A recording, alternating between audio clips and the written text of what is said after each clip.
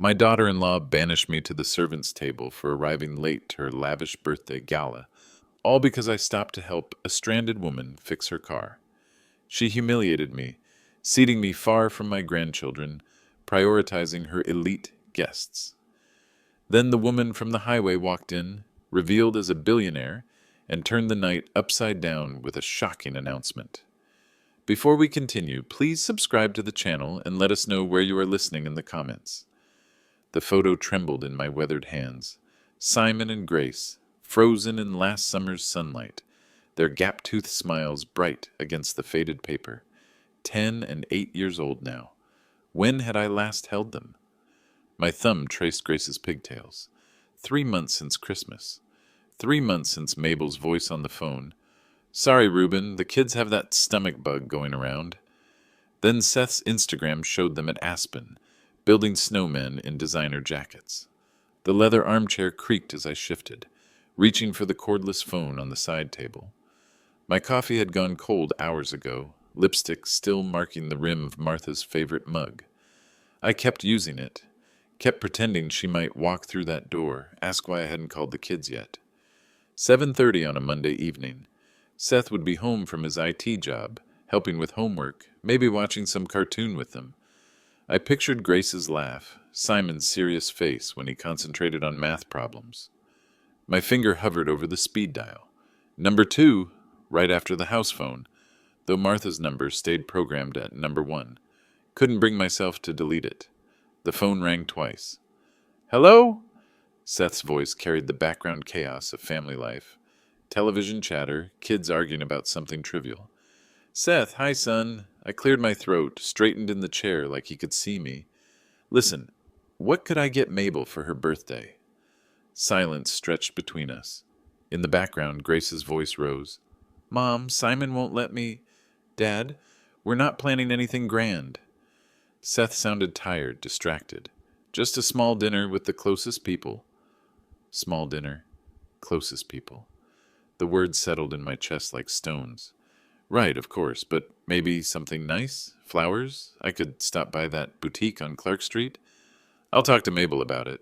Maybe we'll invite you too. Maybe. The word hung there, casual as discussing weather. Maybe they'd include their own family. Could I see the grandchildren? The question escaped before I could stop it. It's been so long since we... Grace, stop bothering your brother. Seth's voice moved away from the phone, then returned. Sorry, Dad, dinner's getting cold. Mabel's calling everyone to the table. Of course, I just thought, I really need to go. Thanks for calling about the gift idea. The line went dead. I held the phone against my ear until the dial tone started, then placed it carefully on the side table. Through the thin walls, Mrs. Patterson's television blared some game show.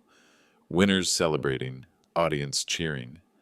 I pulled out my small notebook, the one I'd used for work orders, back when my hands fixed engines instead of trembling over family photos.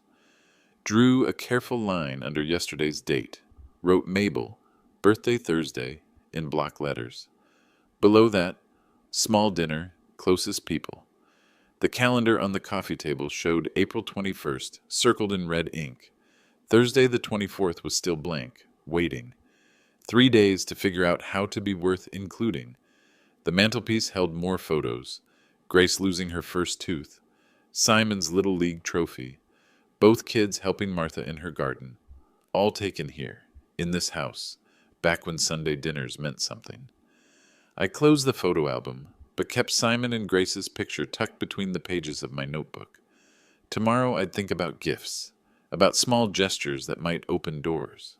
Tonight I'd count the hours until Thursday and wonder if this time would be different. My finger traced Thursday's empty square on the calendar, then picked up a pen to draw a small circle around the date. 20 hours later, dirt clung to my fingernails as I crouched between tomato plants in the backyard. Tuesday afternoon sun warmed my shoulders through the old flannel shirt.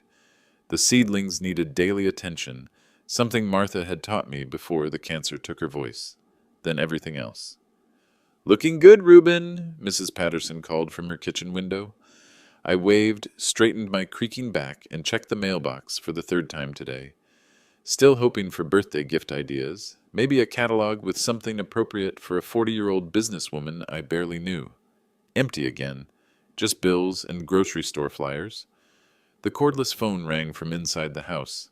I jogged toward the back door, wiping soil from my palms on the dish towel hanging by the sink. The caller ID showed a number I didn't recognize. "Hello, this is Reuben." "Reuben, this is Mabel." Her voice carried that crisp professional tone she used at her environmental consulting firm. No warmth, no small talk. "I'm calling about my birthday on Thursday." I fumbled for my notebook, pen ready. "Yes, Seth mentioned you might. I'm inviting you to join us. It'll be at Lakeview Manor Restaurant outside the city. Elite place." She paused, and I heard papers shuffling. "Thursday evening, 7 o'clock sharp. Lakeview Manor." I wrote it down carefully, my handwriting suddenly shaky. That's wonderful, Mabel. Thank you for including me. Dress appropriately. It's not some casual diner." The line went quiet except for her typing. Always multitasking, always busy with more important things than family calls. I stared at what I'd written. Lakeview Manor, Elite Place, 7 p.m. "Mabel, I have to ask." I hesitated, then pressed on. "Seth said it would be a simple dinner. This sounds quite fancy." Plans changed. Her tone suggested the conversation was ending. "It'll be a grand celebration now. Bring a substantial gift." "Of course. Will Simon and Grace be there?" "They'll be there. Don't disappoint them by showing up underdressed." The dial tone buzzed in my ear. I held the phone, processing what had just happened. Substantial gift. Grand celebration. Elite restaurant. My old computer took 5 minutes to boot up, another 3 to connect to the internet. The Lakeview Manor website loaded slowly, revealing marble columns and crystal chandeliers. "Chicago's premier dining experience," the header proclaimed, "where elegance meets excellence." The menu made my eyes water. Appetizers started at $38. The private dining rooms could seat 50 guests, all overlooking Lake Michigan through floor-to-ceiling windows. I sat back in the creaky desk chair Martha had bought at a garage sale 15 years ago, stared at my notebook where 2 different conversations lived on the same page. Small dinner, closest people, in yesterday's entry. Grand celebration, elite place in today's. Small dinner or grand celebration. Closest people or 50 guests. Seth's tired voice or Mabel's commanding tone. Through the kitchen window, my neighbor's sprinkler system clicked on, sending arcs of water across their manicured lawn. I thought about my savings account, about the decent shirt hanging in my closet, about whether either would be enough for Lakeview Manor. The flower shop on Ashland Avenue could probably suggest something appropriate. Roses, maybe, or one of those elaborate arrangements businesswomen liked for their offices. I circled Thursday's date again, this time writing 7 p.m. Lakeview Manor in the square. Then I called the restaurant to ask for directions, listening to the hostess's sophisticated voice explain valet parking and jacket requirements.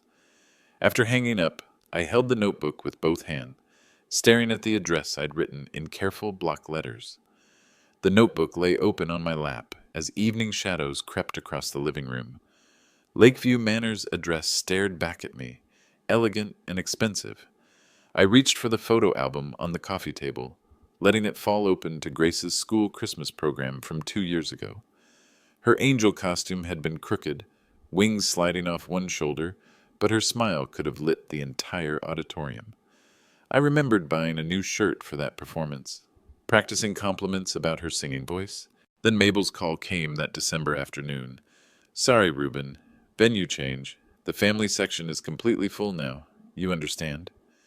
I'd driven there anyway, parked across the street from Lincoln Elementary, watched through those tall windows as my granddaughter sang Silent Night to a room full of parents and grandparents, everyone but me. Page after page held similar memories. Simon's baseball game last spring. "Weather looks bad, Reuben. Rain would just ruin it for everyone." Then Seth's Facebook photos showed sunny skies. Simon sliding into home plate while grandparents cheered from the bleachers. The kitchen timer chimed. My soup was ready. I shuffled to the stove, stirring chicken noodle from a can, while the radio played songs from the 70s. Martha used to hum along to these melodies while she cooked real dinners, roasts, and casseroles that filled the house with warmth. Back in my chair, I balanced the bowl on my knee and turned another album page. Last Christmas morning, the one that hurt most. I'd wrapped presents weeks early. A remote control helicopter for Simon, art supplies for Grace, professional wrapping paper, careful bows, name tags in my best handwriting. The kids woke up with fevers, Reuben. You know how the flu spreads. Maybe next week when they're feeling better. Those presents still sat in my bedroom closet. The helicopter's batteries had probably corroded by now. Grace's watercolors had likely dried out. 3 days later, Seth posted pictures from Vale. Both kids healthy and laughing, building snowmen and designer ski clothes I couldn't afford in 5 years of Social Security checks. We lived in the same city, 23 minutes by car. I'd timed it once, driving past their subdivision just to see the house where my grandchildren grew up. But I saw them twice a year at most, always on Mabel's terms, always when convenient for her schedule. The pattern was there, clear as daylight, if I stopped making excuses. Every invitation withdrawn, every plan suddenly changed, every maybe next time that never came. Maybe she just didn't want an old man ruining their perfect life. I closed the album, but kept Grace's school photo tucked in my notebook. Tomorrow I'd need to shop for something appropriate, something substantial enough for Lakeview Manor's elegant atmosphere. The mall would have jewelry stores, maybe perfume counters with expensive bottles in fancy boxes. The radio played The Way You Look Tonight, and I could almost hear Martha's voice joining the melody from the kitchen. She'd known how to handle difficult people, how to find common ground where I only saw walls. This time will be different, I said aloud to her empty chair. She invited me personally. That has to mean something. The album slipped back onto the coffee table with a soft thud. Outside, streetlights were coming on, and Mrs. Patterson's television glowed through her living room curtains. Normal families having normal evenings, grandparents included without question or condition. I carried my empty soup bowl to the kitchen, rinsed it carefully, and placed it in the rack to dry. Then I headed upstairs to my bedroom, where my one good shirt hung in the closet next to work clothes I no longer needed. Tomorrow I'd buy flowers and hope. Thursday I'd dress appropriately and try not to disappoint the grandchildren who barely remembered my name. Thursday morning arrived with pale sunlight streaming through my bedroom curtains. I'd been awake since 5:30, checking the weather forecast on my old radio. Clear skies, mild temperature, perfect for the drive to Lakeview Manor. After a simple breakfast of toast and coffee, I reviewed my handwritten notes from yesterday's planning session. Gift ideas, scarf, jewelry, perfume. Martha always said scarves made women feel elegant, and I vaguely remembered Mabel wearing blue at last year's Easter dinner. Woodfield Mall opened at 10, but I arrived early, circling the massive parking lot twice before finding a spot near the entrance. Families streamed past me, mothers pushing strollers, teenagers laughing in groups, elderly couples walking slowly, arm in arm, normal people doing normal things on a Thursday afternoon. Inside, the noise overwhelmed me immediately. Conversations echoing off high ceilings, children crying, cash registers beeping endlessly, department stores stretched in every direction, their bright displays promising happiness through purchase. I wandered through Macy's first, examining handbags that cost more than my monthly grocery budget. The saleswoman watched me suspiciously as I touched price tags, her perfectly painted nails tapping against the glass counter. "Can I help you find something?" Her smile felt rehearsed. "Looking for a birthday gift. For my daughter-in-law." "What's your price range?"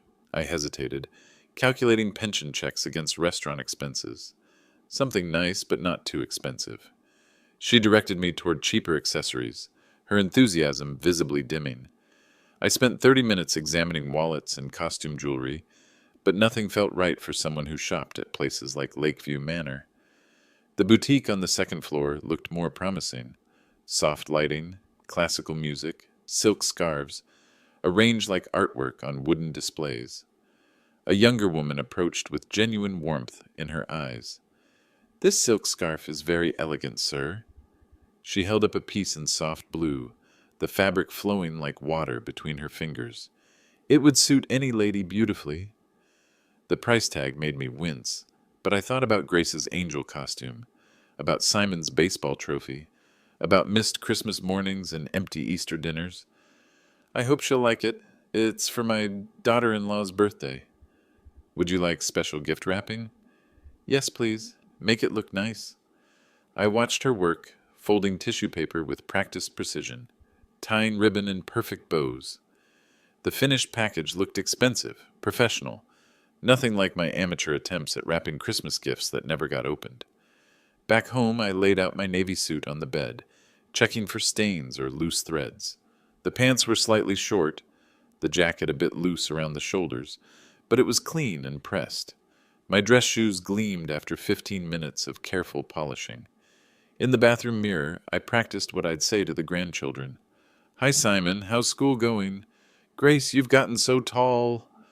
The words felt rusty in my mouth, unused to speaking with anyone under 30. The gift sat on my kitchen table, wrapped in silver paper with a blue bow. Elegant enough for Lakeview Manor, expensive enough to show I cared, appropriate enough to avoid embarrassment. 5:45 on the wall clock. Time to leave soon. I grabbed my car keys and wallet, checked the restaurant address one final time, and headed toward the garage. Tonight I'd see my grandchildren again. Tonight everything would be different. The garage door rumbled open as I backed my old Buick into the fading daylight. Mabel's gift rode securely on the passenger seat, its silver wrapping paper catching streetlight reflections. 6 o'clock exactly. Perfect timing for a 7 o'clock reservation. I-90 stretched ahead like a ribbon through suburban neighborhoods, past strip malls and housing developments toward open countryside. The radio played Martha's favorite oldies station, and I found myself humming along to songs from our early marriage. Moon River had been our wedding dance. At a red light, I checked the printed directions one more time. Lakeview Manor, 23 miles outside the city, overlooking Lake Michigan's southern shore. Elite dining, elegant atmosphere, substantial gift required. The suburbs gave way to farmland as traffic thinned. Rolling fields stretched toward the horizon, broken by occasional farmhouses with lights glowing in kitchen windows. Families gathering for dinner. Grandparents welcome at every table. 6:15 by the dashboard clock when I spotted the disabled car ahead. A woman stood beside the open hood, her posture rigid with frustration. Dark hair, simple clothing, dignity, despite obvious distress. My first instinct was to drive past. I was running late, wearing my best suit, carrying an expensive gift. But 40 years of fixing engines had trained my eyes to recognize automotive despair, and my conscience wouldn't let me abandon someone in need. I pulled behind her car, hazard lights blinking, and walked toward her with the careful pace of someone offering help to a stranger. Ma'am, do you need assistance? She turned with relief flooding her features. Oh, thank goodness. I don't know what's wrong. It just stopped running. Her voice carried education and authority, despite the grease stain on her simple blouse. Quality car, too. Late model sedan, well maintained except for whatever had stranded her here. Let's take a look under the hood. The engine compartment told its story immediately. Battery terminals corroded, voltage meter reading 0, alternator belt intact but useless without power. Classic failure pattern I'd seen thousands of times in my workshop days. Looks like your battery's dead. Probably been weakening for weeks. Finally gave up today. Can you fix it? I have jumper cables in my trunk. This shouldn't take long. She watched me work with curious eyes, asking intelligent questions about the repair process. Not the helpless female stereotype some men expected, but someone genuinely interested in understanding her car's mechanics. You're very kind to stop. Most people just drive by. I connected the cables with practiced efficiency, red to positive, black to negative, years of muscle memory guiding my hands. My wife used to say helping strangers was just good sense. Never know when you might need help yourself. The engine turned over smoothly on the second try. I let it idle while checking voltage levels, ensuring the alternator would recharge the battery properly. Professional pride demanded thorough work, even for roadside repairs. There you go. Should work fine now. How much do I owe you? The question surprised me. Payment never occurred to me. This was just what decent people did for each other. Nothing at all, ma'am. Just be careful on these highways. She insisted, but I was already packing up the cables. 6:30 now. Definitely running late for Lakeview Manor. The grandchildren would be wondering where Grandpa was. Where are you headed this evening? She asked, genuine curiosity in her voice. To my daughter-in-law's birthday party. Something flickered across her expression. Amusement? Recognition? I couldn't tell which. Well, I hope you have a wonderful time. Maybe we'll see each other again. Maybe so. Drive safely now. Back in my Buick, I watched her pull away in the rearview mirror, her taillights disappearing around a curve. Nice woman, well-spoken, gracious despite her trouble. The kind of person Martha would have liked. 7:05 when I reached the restaurant parking lot. Late, but not disastrously so. Her engine purred like new machinery as I wound the jumper cables into neat coils. 40 years of automotive repair had taught me to appreciate the sound of smooth combustion, and this car would run perfectly, now that proper voltage flowed through its electrical system. Test your lights, radio, air conditioning, I suggested, wiping grease from my hands with the shop rag I always kept in my trunk. Make sure everything's working properly. She followed my instructions methodically, checking each system with the thoroughness of someone who understood the importance of details. Interior lights, headlights, turn signals, windshield wipers, everything functioned correctly. Perfect! You've saved my evening. She stepped out of the car with obvious relief. Now, what do I owe you for the repair? The question still seemed strange. Ma'am, I told you, nothing at all. This is just what neighbors do for each other. But you're not my neighbor. You're a stranger who stopped to help when dozens of other cars drove past. Her voice carried gentle insistence. Surely I can pay you something. I shook my head firmly while closing her hood. My wife Martha always said kindness wasn't a business transaction. You'd do the same for someone else, I'm sure. A knowing smile played across her lips. Where did you say you were going tonight? My daughter-in-law's birthday celebration, Lakeview Manor Restaurant. I glanced at my watch. 6:45 now. Actually, I should be heading there soon.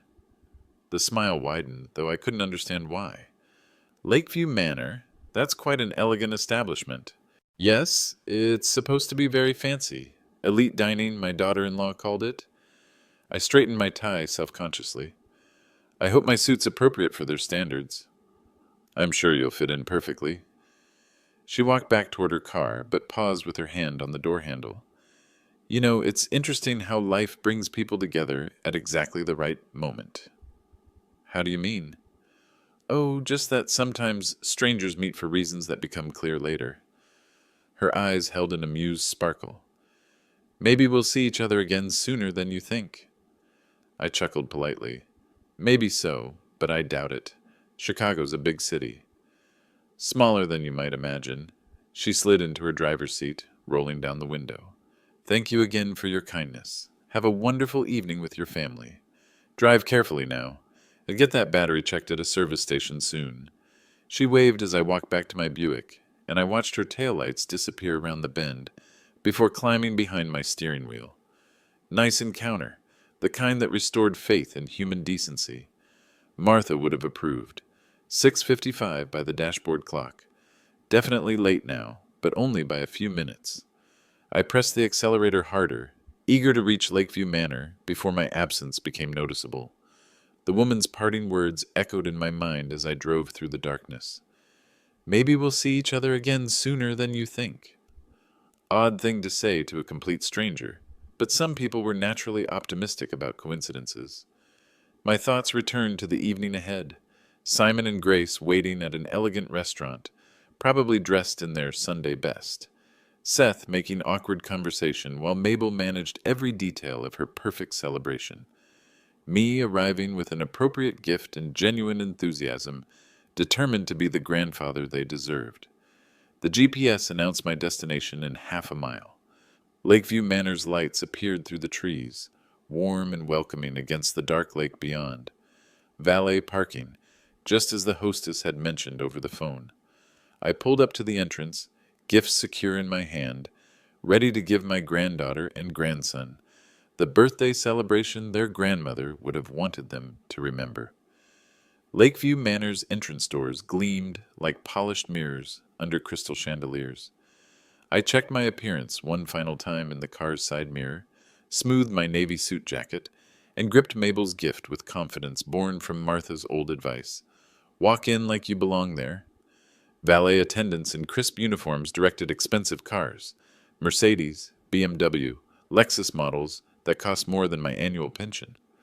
My weathered Buick looked humble among the luxury vehicles, but the young man who took my keys offered the same professional courtesy he'd shown the Porsche ahead of me. Inside, live piano music drifted through air scented with expensive flowers, white tablecloths, silver cutlery, crystal wine glasses, catching light from overhead fixtures. Everything elegant, refined, perfect. Exactly the elite dining Mabel had promised. Then I saw the crowd. 50, maybe 60 people mingled throughout the spacious dining hall. Business suits, cocktail dresses, champagne glasses, animated conversations about quarterly projections and market trends. Professional networking in full swing, not a family birthday celebration. This wasn't Seth's small dinner with closest people. Mabel stood near the bar, stunning in a black designer dress, gesturing expressively while 3 men in expensive suits hung on her every word. Environmental consulting success story, holding court among potential clients and business partners. I approached slowly, gift box feeling suddenly inadequate in my hands. Sorry I'm late, I said, interrupting her conversation. Had to help someone on the highway with car trouble. Her expression froze. The businessman glanced at me with polite confusion, taking in my modest suit, my working-class appearance, my obviously lower social status. Reuben, her voice carried ice crystals. What a surprise. I offered the wrapped gift with genuine warmth. Happy birthday, Mabel. I hope you like it. She accepted the package like it might contaminate her manicured fingers, setting it quickly on a nearby side table without acknowledgement. The businessmen exchanged glances, reading social cues I was only beginning to understand. Thank you, she said dismissively, already turning back to her conversation partners. Gentlemen, as I was saying about sustainable energy initiatives, Mabel, where should I sit? I'd love to see Simon and Grace. Another frozen moment. Calculations behind her eyes, measuring damage to her professional image against family obligation. Oh, dear Reuben, what a shame. All the seats at the main table are completely reserved. She gestured toward a small corner table where restaurant staff sat during their break. You'll have to sit over there with the service team. I followed her pointing finger. A card table in the corner, mismatched chairs, no tablecloth, no place settings, waiters and busboys eating simple meals between serving duties. There? With the waiters? I'm terribly sorry, but the reservation was finalized weeks ago. We simply didn't plan for... She trailed off, letting implications hang in the perfumed air. The businessmen studied their drinks, embarrassed by the awkward family dynamics playing out before them. Other guests began noticing our exchange, conversations dimming as attention focused on the uncomfortable scene. I looked across the room toward the main table, where Simon and Grace sat in their best clothes, too far away to approach, too young to understand why Grandpa stood alone by the entrance with nowhere to sit. Understanding hit like cold water.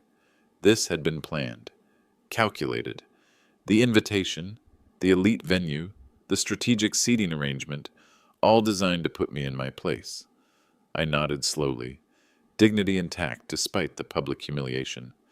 Seth stood at the bar's far end, expensive whiskey glass in his hand, designer suit making him look successful and confident. Everything I'd wanted for my son when he was growing up. Good job, nice clothes, financial security. He saw me approaching and his shoulders tensed, guilt written across his features like headline news. Seth, I kept my voice low, avoiding another public scene. Son, maybe there's room at your table? Just for tonight? He couldn't meet my eyes, staring instead at ice cubes floating in amber liquid.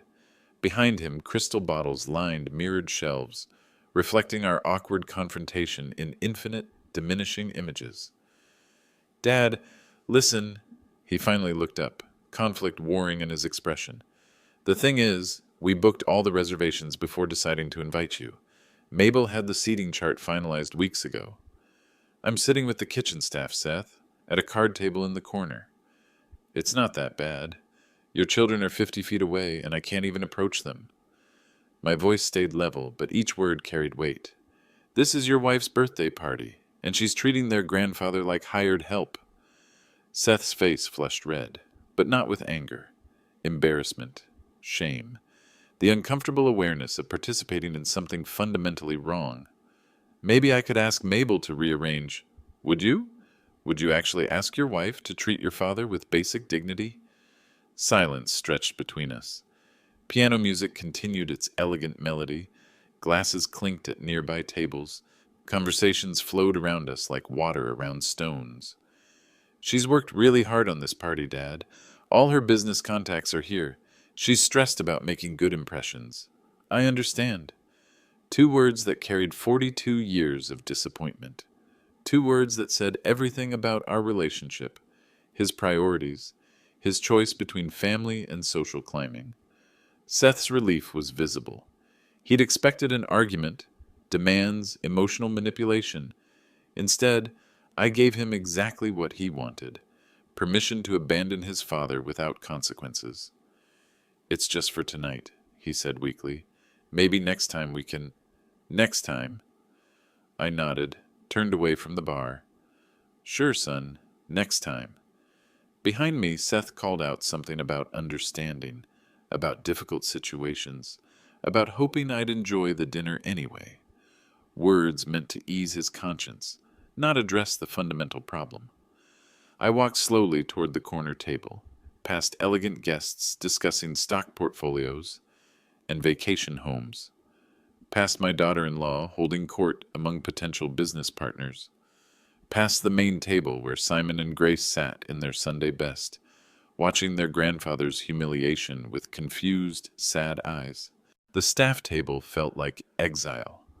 Waiters nodded sympathetically as I sat down, understanding working-class solidarity in ways my own family had forgotten. They offered me coffee, asked if I needed anything, treated me with more courtesy than the people who shared my blood. From this corner, I could observe the entire celebration, count the guests, 57 by my calculation, watch Mabel network with environmental industry leaders, see Seth hover near the bar, avoiding eye contact across the room. Most painfully, I could see my grandchildren stealing glances in my direction, prevented by social protocol from approaching their grandfather's table in the corner where restaurant employees took their breaks. The staff table felt like an observation post overlooking enemy territory. From this corner, I could survey Mabel's entire social battlefield. 57 guests, by my count, all dressed in designer clothing, all part of her environmental consulting network. Sorry you ended up here, sir. A young waiter sat down across from me, sandwich and coffee cup in hand. Doesn't seem right, family treating family like this? Not your fault, son. He shook his head, glancing toward the main celebration. Been working these fancy parties for 3 years. Never seen anything like this before. Neither had I, but patterns were becoming clear. Systematic exclusion disguised as social necessity. Seth's small family gathering transformed into Mabel's professional networking event with military precision. I started counting backwards through memories. Christmas morning cancellations, school play venue changes, baseball game weather concerns, Easter dinner flu symptoms, every excuse designed to separate me from Simon and Grace while maintaining plausible deniability. The mathematics were simple. 57 business guests rated invitations, but their grandfather earned a corner table with the service staff. My phone buzzed with a text message, probably Seth, sending electronic apologies to ease his conscience. But the number was unfamiliar. Is everything all right at the restaurant? I hope your evening improved after our highway encounter. E, the woman from the roadside. Somehow she'd gotten my number, probably when I'd given it to the insurance company during the repair process. Kind gesture from a stranger who showed more concern for my well-being than my own family. I typed back carefully. Interesting evening. Thank you for asking. Her reply came immediately. Sometimes the most interesting evenings lead to unexpected opportunities. Odd response, but then everything about tonight defied normal family logic. Across the room, Grace caught my eye and waved shyly. Mabel's hand descended immediately on her shoulder, redirecting attention back to the adult conversation at the main table. Simon followed his sister's gaze, saw me sitting with restaurant workers, his young face scrunching with confusion. They wanted to approach. They wanted to sit with Grandpa, hear stories, show me their school projects, maybe get quarters for the restaurant's vintage arcade games I'd spotted near the entrance. But social hierarchy kept them imprisoned at the main table while I sat in exile, close enough to see them, far enough away to understand my place in this family structure. 57 guests, I said quietly to myself. Small family gathering. The waiter looked up from his sandwich. What's that, sir? Just thinking out loud about truth and lies and the difference between them. My phone buzzed again. Another message from the mysterious E. The evening isn't over yet.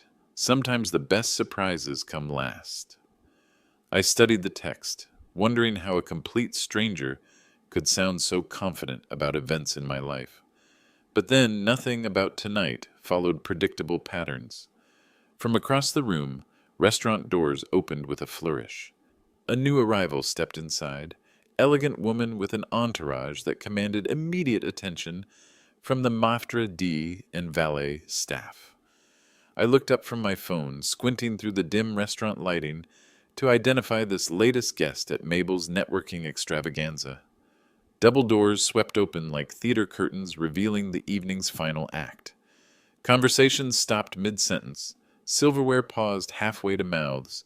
Champagne glasses froze in elegant hands as the entire restaurant turned toward the entrance. She walked in like she owned the building. Designer dress in deep emerald green, diamond earrings catching chandelier light, confident stride that spoke of boardrooms and billion-dollar decisions. 2 professional security guards flanked her, scanning the room with practiced eyes while maintaining respectful distance from their employer. My coffee cup rattled against its saucer as recognition hit. The woman from the highway. The stranded motorist whose battery I'd jump-started less than 2 hours ago. But this wasn't the same person, or rather, this was her true self revealed. Gone were the simple clothes and helpless demeanor. In their place stood someone who commanded respect without demanding it, whose presence shifted the room's entire energy toward her gravitational pull. "Who is that?"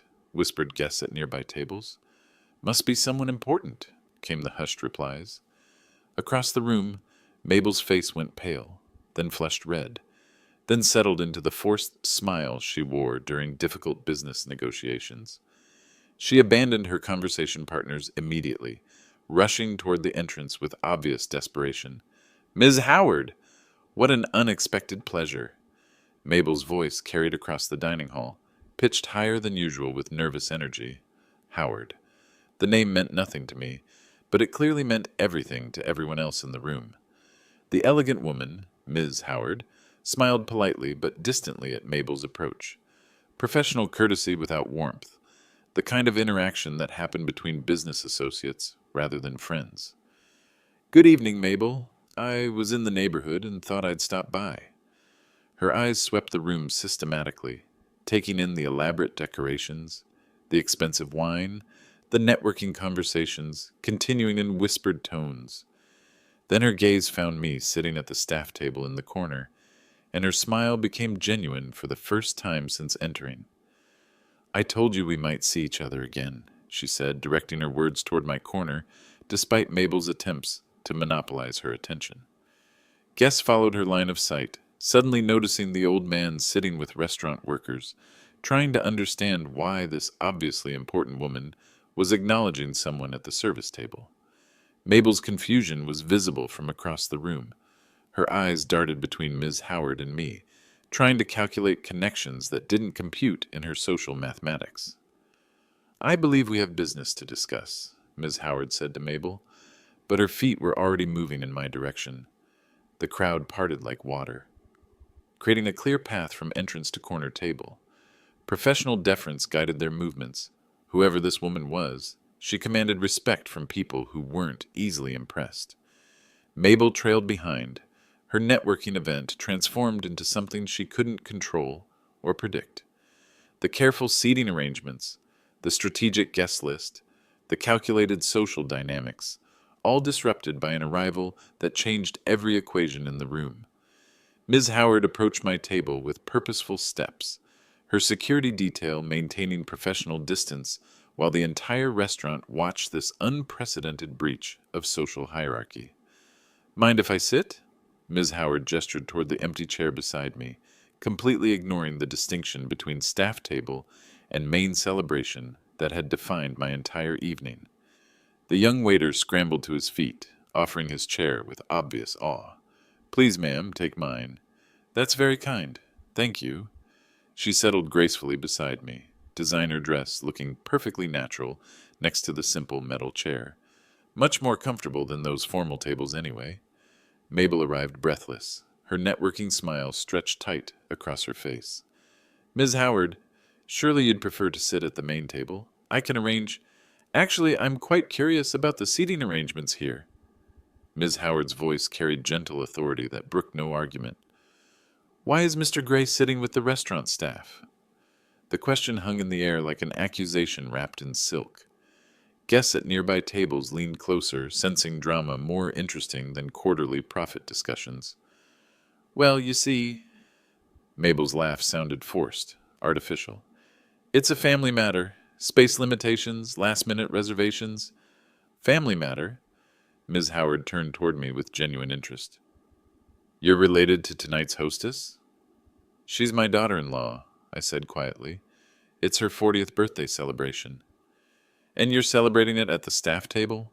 The simple question cut through all of Mabel's careful explanations like a sword through silk. No amount of social maneuvering could disguise the fundamental wrongness of the situation when stated so directly. "The main table was booked weeks ago," Mabel said desperately. "Family seating was finalized before we decided to invite additional guests." Ms. Howard's eyebrows rose slightly. "Additional guests?" "Well, yes. Extended family members weren't originally included in the intimate celebration plans." "I see." Two words that somehow conveyed volumes about character assessment and moral judgment. Ms. Howard's expression cooled several degrees as she processed Mabel's explanation. Around us, the restaurant buzzed with whispered conversations as guests tried to understand why this obviously powerful woman was conducting a public inquiry into family seating arrangements. "Tell me about your grandchildren," Ms. Howard said, turning back to me. "I assume they're here tonight?" I nodded toward the main table where Simon and Grace sat in their Sunday best, stealing glances in our direction, but prevented from approaching by invisible social barriers. "They look lovely. When did you last spend time with them?" The question was casual, conversational, but I could see the calculation behind her eyes. This was an investigation disguised as small talk. "Christmas, briefly. Before that, Easter. There always seems to be scheduling conflicts or health concerns when family gatherings are planned." "Unfortunate pattern," she observed, watching Mabel's face grow increasingly pale. Seth approached from the bar, drink in hand, clearly sent by his wife to manage whatever crisis was developing. "Dad, everything okay here?" "Your father was just explaining family dynamics," Ms. Howard said before I could respond. "Interesting perspective on hospitality and respect for elders." Seth's face flushed red, understanding that his family's treatment of me was being evaluated by someone whose opinion clearly mattered to his wife's business aspirations. "Perhaps we should discuss this privately," Mabel suggested, desperation creeping into her voice. Ms. Howard stood slowly, her movement commanding attention from the entire restaurant. "Actually, I think it's time for a proper introduction." She walked toward the center of the dining hall, and conversations died as every guest focused on her approaching announcement. Ms. Howard raised her champagne glass, and the entire restaurant fell silent. 57 guests, restaurant staff, family members, all attention focused on the elegant woman who had transformed a networking dinner into something far more significant. Good evening, everyone. Allow me to properly introduce myself. Her voice carried easily across the dining hall without strain or effort. My name is Esther Howard. I'm the founder and CEO of Howard Green Energy Corporation. Gasps rippled through the crowd. Business cards were forgotten. Networking conversations abandoned as guests realized they were in the presence of genuine power. Howard Green Energy, the environmental company worth billions, the corporation that could make or break smaller consulting firms with a single contract decision. Mabel's face went white as snow. I'm also the principal director of the Howard Foundation, which manages charitable assets exceeding $2 billion annually. Esther's smile was pleasant, professional, and absolutely terrifying in its implications. We focus on supporting organizations and individuals who demonstrate exceptional character and human dignity. She paused, letting her words settle over the assembled crowd like morning frost. This evening I had the pleasure of meeting Mr. Reuben Gray on the highway outside Chicago. My car had broken down, and this gentleman stopped to help a complete stranger, refusing any payment for his assistance. Her gaze swept across the room, landing on me with warmth before turning back to the crowd.